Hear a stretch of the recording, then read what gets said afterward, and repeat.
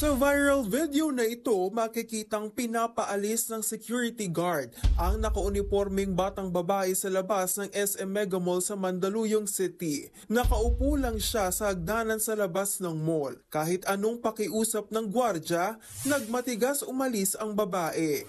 Nang tumayo na ang bata, inagaw ng CQ ang tinitinda niyang sampagita sa kasinira. Nagalit ang babae at pinagahampas ang CQ. Ang CQ gumanti ng tadyak.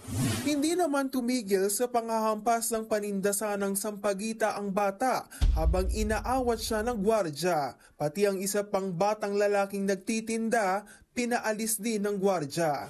Kalaunan, umalis na rin ang CQ. Ang insidenteng yan nakarating sa pamunuan ng SM Mega Mall.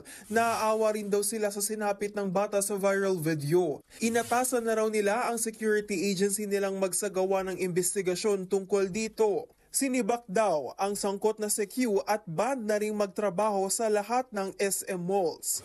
Nagsorry naman ang security agency na kinabibilangan ng nag-viral na gwardya. Papaalalahanan daw nila ang kanilang team na magkaroon ng malasakit at maging professional sa lahat ng pagkakataon.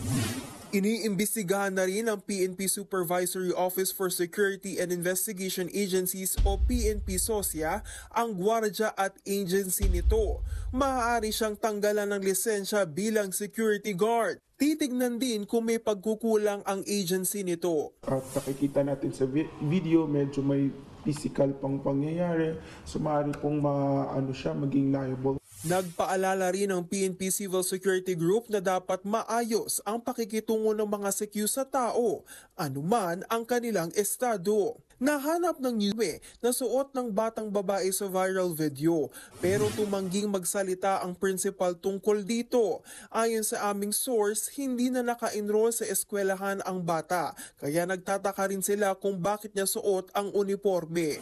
Magsasagawa naman ng home visitation at counseling ang DSWD sa magulang ng babae. Bibigyan din daw ng seminar ang CQ para maturuan ng tamang intervention sa mga bata.